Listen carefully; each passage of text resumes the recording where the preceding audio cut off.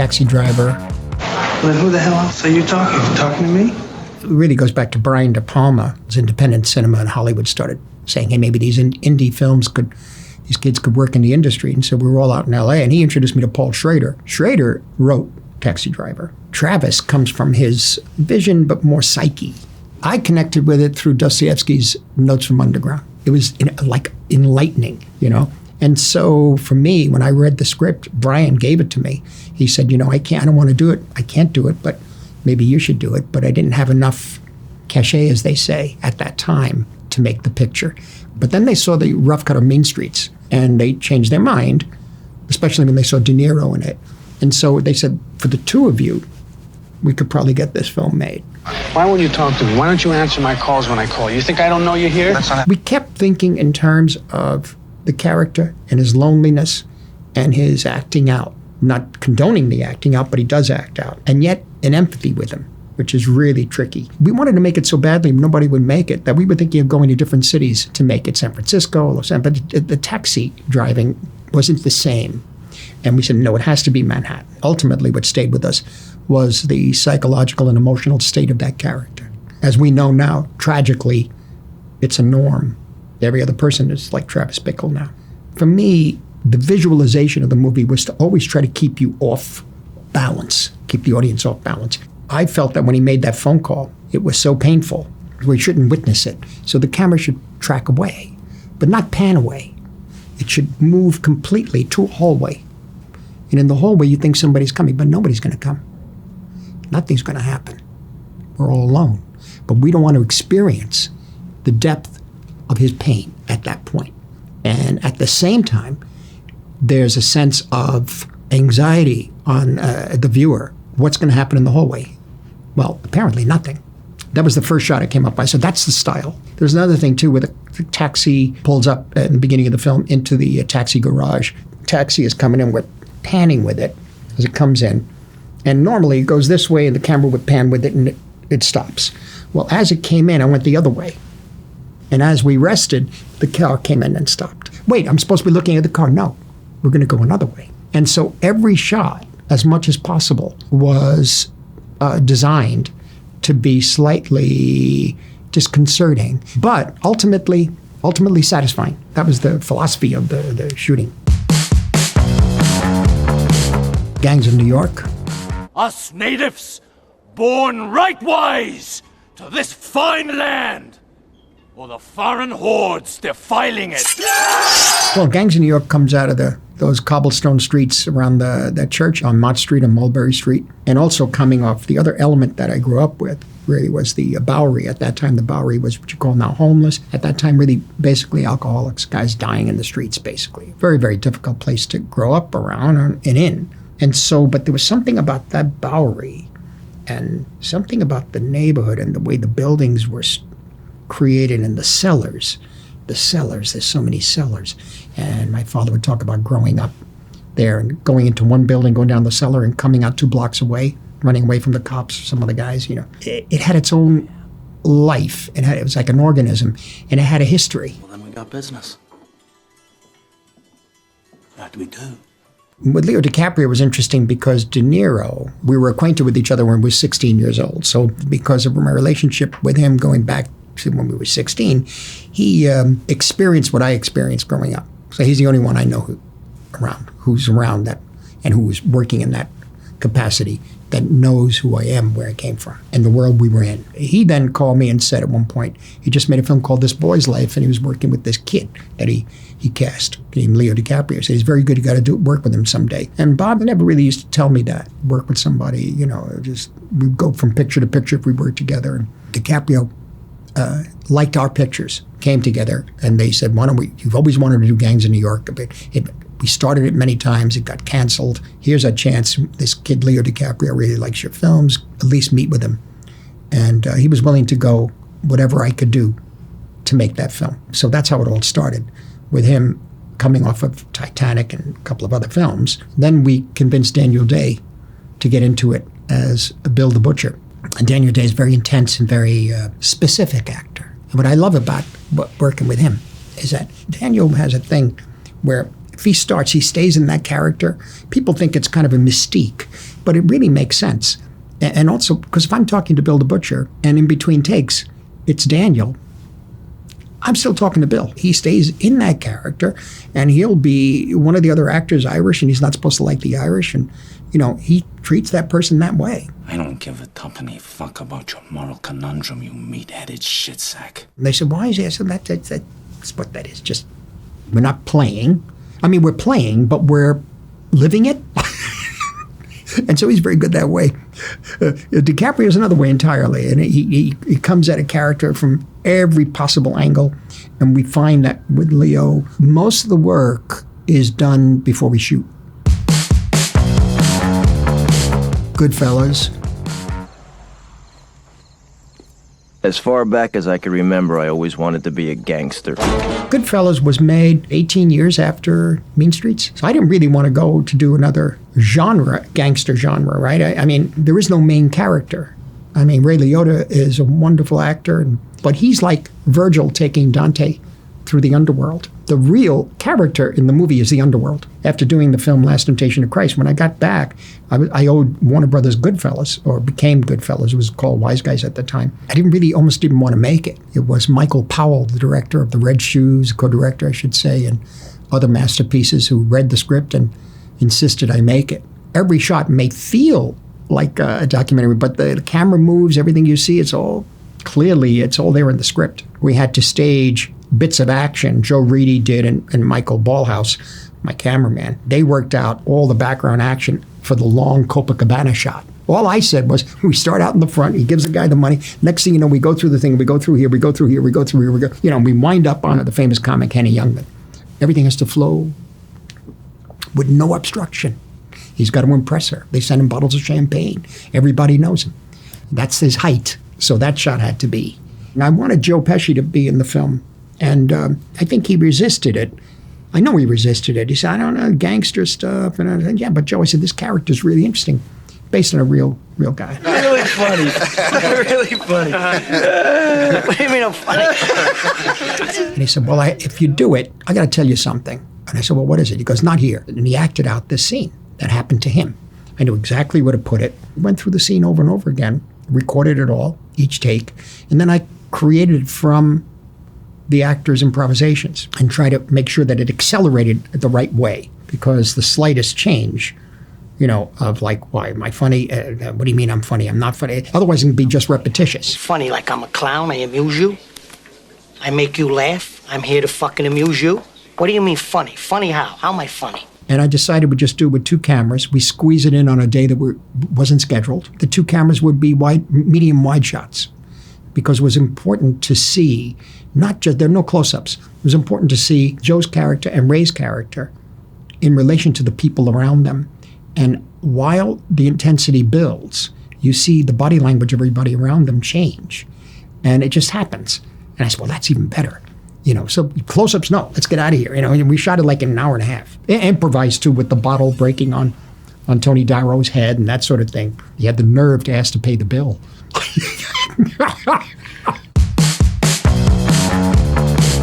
The Departed. Those guys you tuned up, they're connected down Providence. What they're gonna do is come back with some guys and kill you. I always wanted to work with Jack Nicholson, be in a film, and I offered him the part, and then he said, give me something to play. And he was right, because the way the script was, a Bill Monahan script, which is a very good script, but the character of Costello was still presented as your generic big shot gangster. He hears this young kid in town who just beat up somebody in a bar. He calls him in, checks him out, and then he says, come and talk to me. Because he looks at him and says, maybe I can use this kid. We've seen that scene many times in Westerns, in gangster films, because it's very truthful. That's what happens. You could do it in business, too. Suddenly you make a big hit with something and everybody calls you. And they want to see what you can do for them. In this case, it's the underworld. And there was a scene where he's eating a lobster lunch, it said, in his apartment, and he has this kid come in. The basic line was, what can you do for me?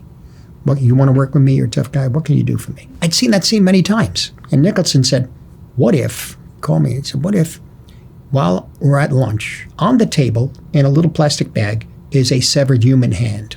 I said, no, that's a job interview. And you never mention it. Don't even discuss it. We went off on a whirlwind of the fact that Costello would be losing control and, in a sense, losing his mind, really. That's something that was very controversial at the time. Some people went with it, some didn't. But the thing was that I was around a situation like that when I was growing up, where somebody very powerful, who was eventually killed in 1968, was, in effect, losing his mind and killing people. An atmosphere of fear that I saw around that area that was what I wanted to capture in Departed. Worse than that, these guys were all informers on each other. And it's true. In a world where everyone is informing on each other now. Complain about the guy as well, he's out of his mind, he's overdoing. No, imagine, that's in effect what it would be like.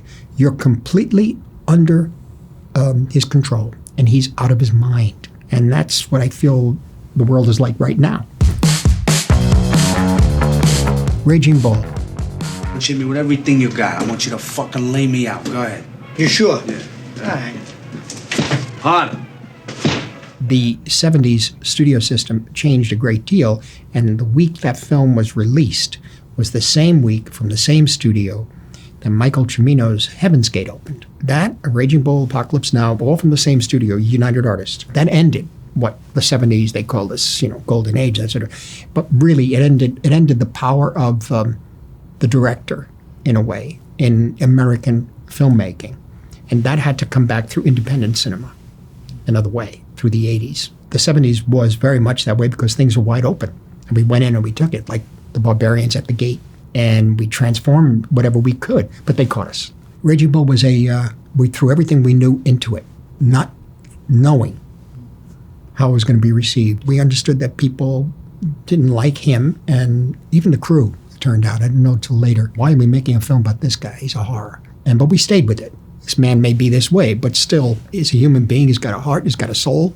By the end of it, he finds some kind of peace with himself and maybe the others around him. And I think I was going there to try to find peace in myself. That year, there were, I think, 4 more films coming out about boxing. The Main Event with Barbra Streisand, Prize Fighter with Tim Conway, Matilda, the Boxing Kangaroo, and Rocky II also. And they were all in color. That's when I realized that we should go black and white. And also the black and white would work distinctively different from the other boxing films that were being made, comedies and Rocky II. And also Irwin Winkler pointed out to the studio that the films that were made in black and white up to that point in the 70s were Paper Moon and Lenny, and they were hits. I also thought, too, that the boxing scenes had to be very powerful. The rest of the film, anything else, was concentrated in an almost meditative state in terms of framing, holding those people in that frame. But the boxing scenes would be like you're on another planet. Primarily, it was based on, I came up with the idea when I was doing Last Waltz, being on the stage with the band, and watching how the band worked. The ballet sequences from Red Shoes, where you don't really necessarily go head to toe where you see the dancer. Instead, you see what's inside the mind of the dancer. What's in the mind and what's the perception of the fighter in the ring. They don't even know where they are sometimes. The Wolf of Wall Street. They're gonna need to send in the National Guard or fucking SWAT team, because I ain't going nowhere! Again, like Raging Bull, I didn't want to make it, but I had to find my own way in it. And a lot of it had to do with style. The style I felt originally was more like Goodfellas. I had done it. And I did it again in Casino. What more could I bring to it? And we found a way, and that was ultimately through his character. And the whole idea of untethered capitalism. This is the spirit of it. Anything goes because you're making money. Doesn't matter. Now, it's a little bit that way, too, in Casino, but Casino has organized crime. It's a different thing. This is organized another way. And so with that understanding, then I was able to play with the structure of it and make it right away. First 3 or 4 minutes of the film, you could see right away this is going to be something unexpected. Like every other shot, there's something shocking going on in a way, or supposedly shocking. In order to do that, you have to have somebody who's playing that part be prepared to do anything. And he did. I would provoke him, he'd provoke me, and we'd go further. If you read the book, we could have gone even further. Mean Streets. Hey, what's the matter with this kid, huh? Hey, there ain't nothing wrong with me, my friend. I'm feeling fine. Keep your mouth shut. Hey, you told me that in front of this asshole. I was living in the late 50s and to the early 60s down in my old neighborhood of what they used to call Little Italy, At that time, it really was Little Italy. Families were loving, but, it was the tenements, and it was not a really good place. And they were good people, but at the same time, it was steeped in a kind of organized crime. Mean Streets comes out of that violence, which I missed by chance, really. Now's the time. I was with these people in this car. I told my friend was with me, and we're in the back seat. And I said, it's 2 o'clock in the morning. This is nonsense. Let's go home. He said, yeah, okay, let's go home. The car drove off, and they got shot. It had to do with a lot of street power, so to speak, a sense of certain rules that the underworld works with. And a lot of it had to do with, am I my brother's keeper? It also reflects my father and his youngest brother. My father was one of 8 children. His youngest brother was always in jail, always in trouble. And my father was always trying to broker situations where he wouldn't get killed. Here's about $30. It's all he's got on him, Michael. Where's the rest? Yeah, where's the rest?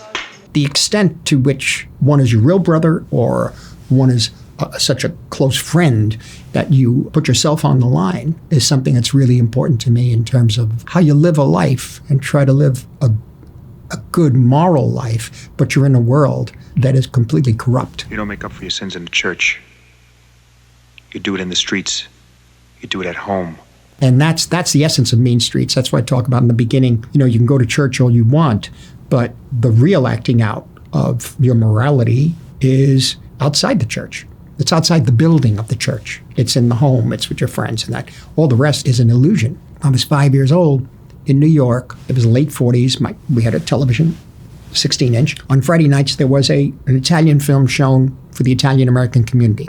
And my grandparents would come over, and they didn't speak English, only Sicilian.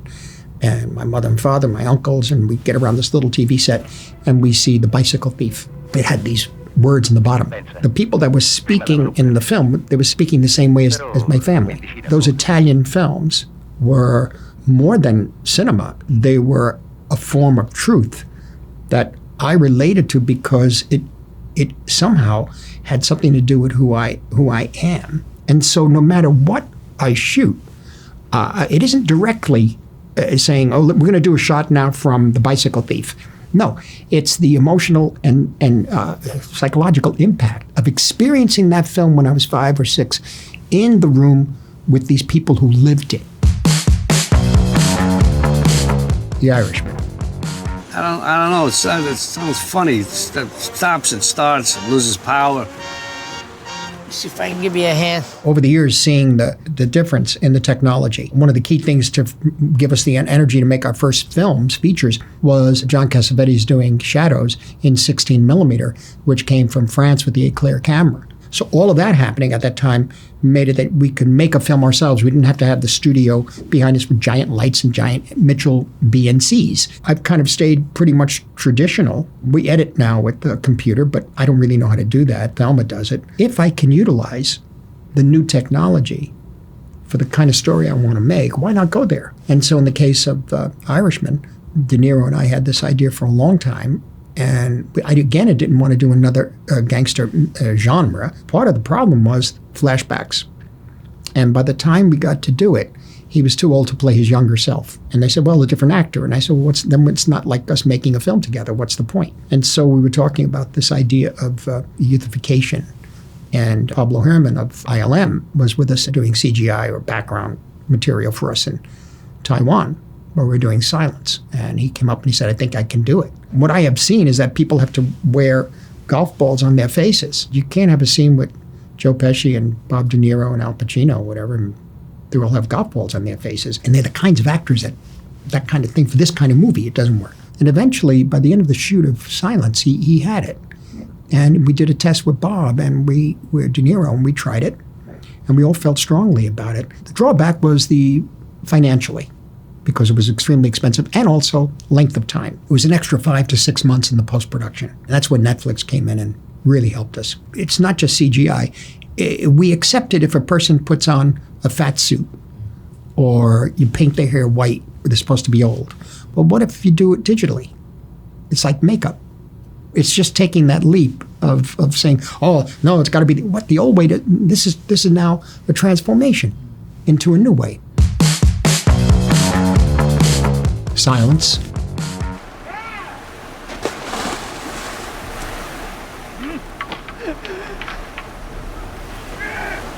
things that happened when I was making Last Temptation that took me only up to a certain point. I found myself wanting more, and I found it in silence. And when I read the book, I was in Japan actually, it was 1989, and I tried to write a version of the script with my friend Jay Cox by 1990, 92, but I didn't get it. And it took me years, another 10, 12 years to live a life and experience with different exploration, making kundun, for example, on the Dalai Lama, all of these things. And finally, by around 2006, 2007, I was able to put the script together. I felt that we could do it. Too many technical business problems. It almost made it impossible to get made, but eventually it did. Ang Lee's group helped us to shoot in Taiwan, a special experience for the entire crew making the film. The locations, the people, the scenes themselves, what the Japanese actors. I mean, it was really a kind of spiritual journey. Killers of the Flower Moon. Their time is over. It's taken 6 years. We didn't intend to take it 6 years, but I was making The Irishman, and then there was COVID. I was given the book and read the book, and I was very excited by that. I didn't quite know how to go about it. Eric Roth and I went through a process of a few years of pulling the script together and the story, and there were some wonderful things in it. We got it to a point where we said, let's sit down and read this thing. I got some friends, and we sat down. Leo was there, Eric. It was good, but there was something about it that I felt we've been there before, and that was the idea of a police procedural. And the character that he was supposed to play, Tom White, was a character that is straight-laced, very strong, very proper guy. And so we thought about it for another week and a half, and then Leo came to me and said, where's the real heart of this picture? I said, the heart is with this guy, Ernest, and his wife, Molly. The only problem is we don't know anything about Ernest. Everybody else, you've got tons of material on. We don't know anything about him. So we came up with the idea of what if, instead of coming from the outside in, what if we go from the inside out? Then I said, oh yeah, the story really is the relationship of Ernest and Molly and the betrayal. I said, the only problem there is that it's a creative problem, which is you take the script, you turn it inside out. And how much of procedural do you need? Not very much. It started to come together. It gave me the direction that I felt comfortable in. The other way I've seen that kind of movies, I enjoy doing it. Imagine doing horses and running and Western tropes, in a way they call it. I would love that, but I've seen it, and they did it so much better. Everybody else does it better. So here, though, you're in the house, and there's a husband and wife, and this guy is dodgy. He's being manipulated by this sort of angel of death, his uncle. You got nice color skin. What color would you say that is? My color. We had been working on the casting for quite a while, including indigenous people.